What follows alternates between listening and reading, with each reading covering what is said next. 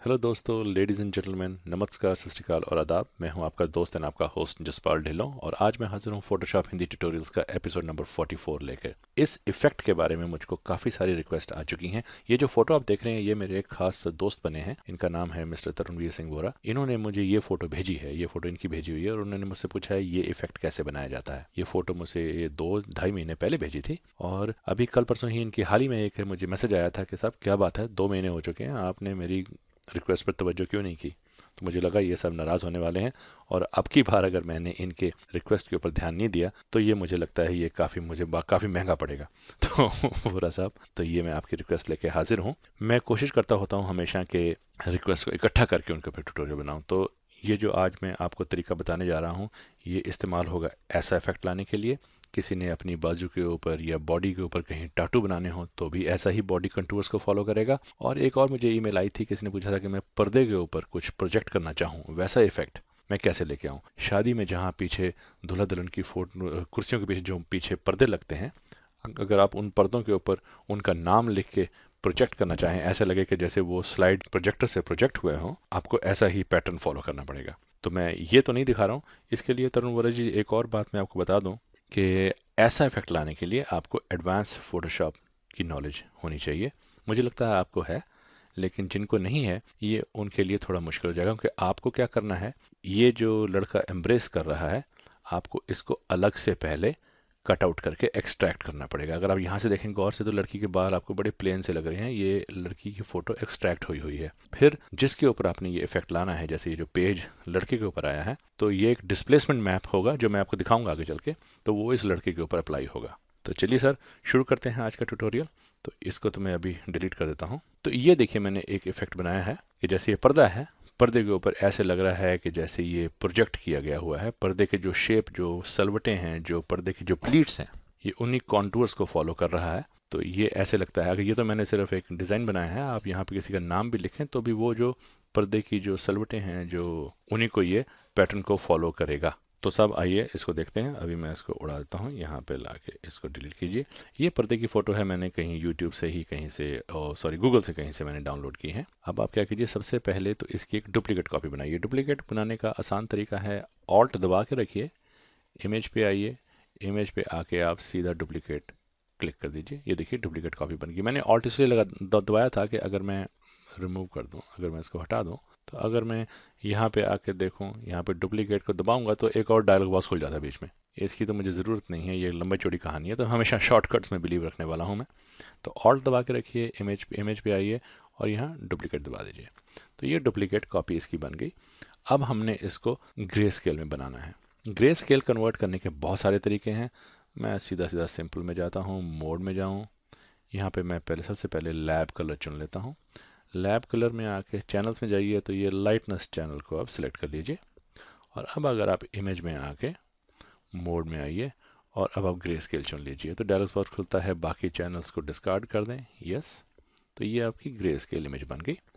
अब control L लेके, एक मिनट यहाँ लेके आऊँ, कंट्रोल एल लेके थोड़ा सा आप इसको डार्क और ब्राइट। अब डिस्प्लेसमेंट मैप ऐसे काम करता है जी, जितनी भी शेड में फ़र्क होगा, जितना भी ज़्यादा ब्राइटनेस और डार्कनेस जितनी ज़्यादा होगी उतना बेहतर असर दिखाएगा। अब आप यहाँ फ़िल्टर में आइए, अब आप यहाँ फ़िल्टर में आइए और ब्लर को हमको थोड़ा ब्लर करना है, लेकिन अगर हम ब्लर यूज़ करेंगे तो ब्लर का सबसे कम रीडिंग भी इसके लिए बहुत ज़्यादा हो जाएगी।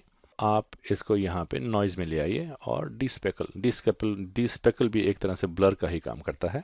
तो एक बार तो हमने डीस्पेकल कर दिया, अब शॉर्टकट यूज़ करके 2-3 बार और कर लीजिए, control F, control F, control F. ये देखिए अब काफ़ी सॉफ्ट हो गया ये। अब हम इसको फाइल में जाके सेव एज करेंगे।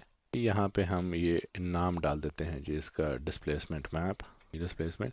इसको हमने सेव एज, इसको फोटोशॉप में सेव करना है। डेस्कटॉप पे हमने सेव कर लिया, इसको सेव कर दीजिए। हमें इसकी ज़रूरत नहीं है, इसको आप डिलीट कर सकते हैं। हमारी वही पर्दे की ओरिजिनल फ़ोटो है। यहाँ पे आप एक नई लेयर खोलिए। अब वो रसा आप ध्यान दीजिएगा, अब इस टाइम पे आपको वो लड़के की फ़ोटो लेके आनी है जिसको आपको डिस्प्लेस करना है। तो आप, मैं एग्जांपल के लिए ये कस्टम शेप में आइए और यहाँ से 3 ऑप्शंस होती हैं। मेरे यहाँ पे ये ड्रॉप डाउन मेन्यू है, लेकिन अलग अलग 3 ऑप्शंस होती हैं। एक आपने पिक्सल्स वाली ऑप्शंस चुननी है। यहाँ से आप एक कस्टम शेप ड्रॉ कर लीजिए। कस्टम शेप वाइट कलर में मैंने ड्रॉ कर दी। अब आप क्या कीजिए, इसके ऊपर फिर से वही फिल्टर नॉइज़ वाला दोबारा लगाइए। फिल्टर नॉइज, डिस्पेकल एक, कंट्रोल F एक बार, कंट्रोल F दो बार, कंट्रोल F तीन बार। तो ये भी अब थोड़ा सा सॉफ्ट हो गया है। अब आप इसके ऊपर दोबारा से फिल्टर लगाइए। अब के बाद अब डिस्टॉर्ट, डिस्प्लेस। ये डिस्प्लेस की स्केलिंग पूछेगा आपसे, आप 4 से शुरू कर सकते हैं। अगेन ये 2-3 बार आगे पीछे करके देखना पड़ेगा आपको। 4 में ओके कर दें। अब ये पूछेगा कौन सा डिस्प्लेसमेंट मैप आपको चाहिए। तो हमने वही जो सेव किया हुआ था ये डिस्प्लेस का मैप, इसको ओपन कर दीजिए।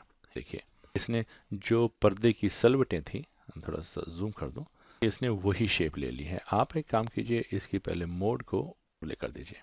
ये देखिए इसने एग्जैक्टली जो हमारी सलवटें थी उसकी शेप इसने बना डाली है।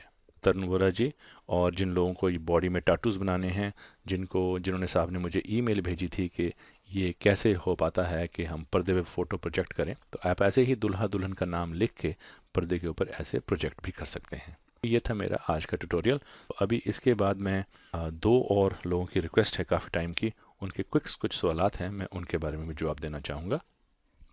पहला सवाल है मिस्टर अशोक कोपारकर जी का। उन्होंने मुझे ये एक फ़ोटो भेजी है, उसमें काफ़ी सारी ये कस्टम शेप्स बनी हुई हैं।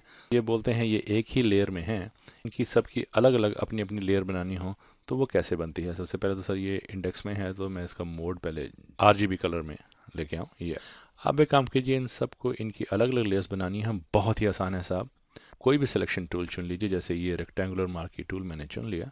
तो एक सिलेक्शन बनाइए जिसकी है। अब यहाँ पे आइए आप लेयर पे, न्यू लेयर विया कट। अब ये देखिए ये अपने आप अलग से एक लेयर बन गई। अब फिर से दोबारा बैकग्राउंड पे आइए, अब की बार इसको सिलेक्ट कीजिए। अब की बार आप शॉर्टकट यूज़ कीजिए सब, शिफ्ट कंट्रोल और J।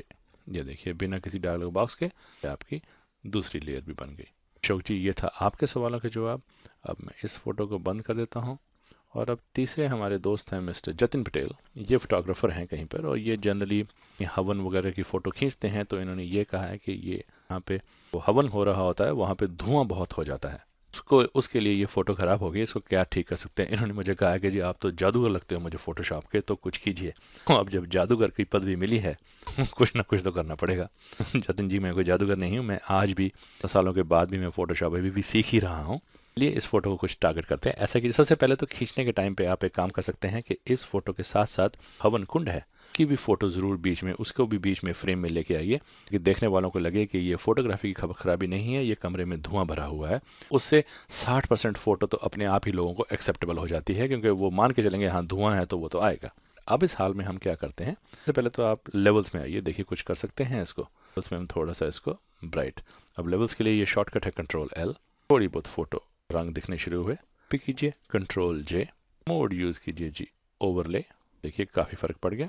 एक काम कीजिए, अब आप ब्रश टूल लीजिए, 50% ओपेसिटी के आसपास इसकी ओपेसिटी कम कीजिए, मास्क लगाइए, और व्हाइट मास्क है सबको दिख रहा है, काले से रंग करेंगे दिखना बंद करेगा, काला को छुपाना शुरू करेगा। ध्यान रहे आदमियों के, लोगों के चेहरों पर आपका ब्रश ना जाए। मैं जल्दबाजी में दिखाऊंगा। यहाँ देखिए मैं कलर को कम कर रहा हूँ, यहाँ पर चेहरों को नहीं छेड़ना, मैं जल्दी जल्दी दिखा रहा हूँ आपको। अपने क्या बोलते हैं उसको, ध्यान से करना है ये बहुत।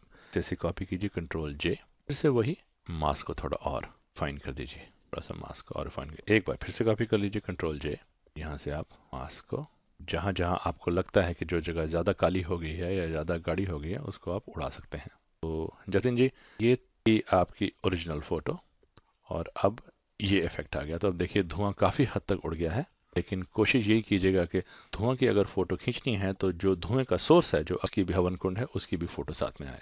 तब ये थे मेरे आज के 3 ट्यूटोरियल्स। और जैसे कि मैं हमेशा से जाने से पहले कहता हूं कि अगर आप लोगों को मेरे ट्यूटोरियल्स पसंद आते हैं तो इनको प्लीज़ जरूर सब्सक्राइब कीजिए, और आपके दिल में कोई सवालात हैं तो आप मुझे ईमेल कर सकते हैं। ईमेल एड्रेस ये आपके सामने है। तो until we meet next in the next tutorial, God bless, have fun and namaskar ji.